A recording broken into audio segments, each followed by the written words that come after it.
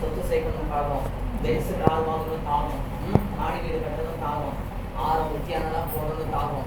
இதா இல்ல, அவர் ஒரே ஒரு தாகத்தை குறித்து தான் சொல்லுது, ஆத்ம தாகத்தை குறித்து. அல்லேலூயா.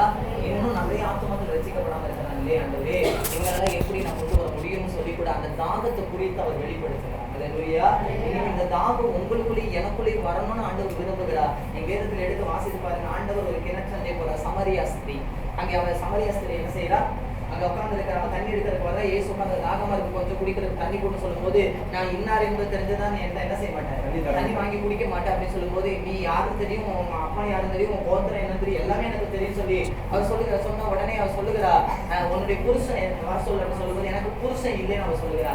ஆமா, நீ சொல்றபடி சரிதான், இப்ப இருக்கிறது உன் புருஷன் கிடையாது. அல்லேலூயா. இந்த ஒரே வார்த்தையை தான் அவர் சொன்னார். சொன்ன உடனே அவளால் என்ன செய்ய முடியல, தாங்கிக் கொள்ளவே முடியல. இவர் ஒரு தீர்க்கதரிசி, இவர் கடவுளுடைய ஒரு குமாரன், இவர் தான் மெய்யான மேசியான்னு சொல்லி சமரியா பட்டணத்தையே என்ன செஞ்சுட்டான். ஒன்னே ஒண்ணுதான் சொன்னான், ஒன்னே ஒண்ணுதான் சொன்னாரு, இப்ப இருக்கிறது உன் புருஷன் இல்ல. அவளுக்கு எத்தனை புருஷன் தான் இத சொன்னா, இத ஒன்னதான் சொன்ன. இன்னைக்கு நம்மளை பத்தி சொன்னா எப்படி இருக்கும்? யார சொல்லுது, இமானி அவங்களே சொல்லுவாங்க, இப்ப இருக்கிறதுக்கு உனக்கு, இப்ப இருக்கிறதுக்கு உன் மனைவியே இல்ல அப்படின்னு சொன்னா எப்படி இருக்கும்? அந்த அம்மா போதப்பட்டிருக்கணும். உண்மைதானே? அந்தரங்கத்தை வெளியரங்க மாத்திட்டாரு. ஆனா அந்த அம்மா என்னுடைய மறைவிடத்துல இருக்கிறத கண்டுபிடிச்சிட்டாரு. அப்ப இவர் தேவனை அல்லாமல் வேற யாரும் இல்லைன்னு சொல்லிட்டு இவ போய் சமரியா பட்டணத்துல போய் சொல்றா, என் வாழ்க்கையில் நடந்ததை எல்லாம் ஒருத்தர் சொல்லுகிறாரு, என் எதிர்காலத்துல சம்பவித்ததெல்லாம் ஒருத்தர் சொல்லுகிறான்னு சொல்லி அங்க இருக்கிற நான் பெற்றுக்கொண்ட அந்த ஆத்ம சந்தோஷத்தை என்னை போல இருக்கிற யாவரை பெற்றுக்கொள்ளணும்னு சொல்லி சமரியா பட்டணத்தையே கூட்டிட்டு வந்தாங்க. அல்லேலூயா.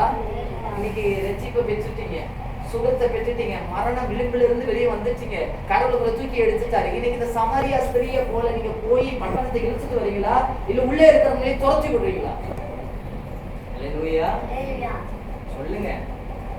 இன்னைக்கு இப்படிப்பட்ட தாகம் உங்களுக்கு எனக்கு வேணும்னு ஆண்டவர் விரும்புகிறார். அல்லேலூயா.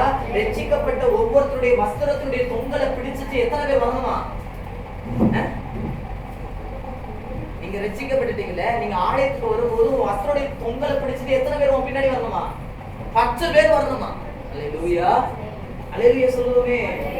இன்னைக்கு இப்படிப்பட்ட தாகம் வேணும். ஒவ்வொரு வாரம் ஆராதனைக்கு வரும்போது ஆண்டவர்கிட்ட சொல்லணும், ஆத்மா இல்லாம வெறும் கையா என் தேவனுடைய சமூகத்துக்கு நான் போகிறேனே சொல்லி அந்த தாகத்தோடு கூட நீ வாரம் முழுவதும் ஜெபிக்கணும். திங்கட்கிழமையில இருந்து சனிக்கிழமை இரவு வரைக்கும், இந்த வாரம் ஞாயிற்றுக்கிழமை ஒரு ஆத்மாவை கரங்களிலே பிடிச்சு தேவ சன்னிதானத்துல கொண்டு போய் நிறுத்தணுமே சொல்லி அப்படிப்பட்ட தாகத்தோடு கூட, அப்படிப்பட்ட வாஞ்சையோடு கூட நீங்கள் தேவனை என்ன செய்யணுமா?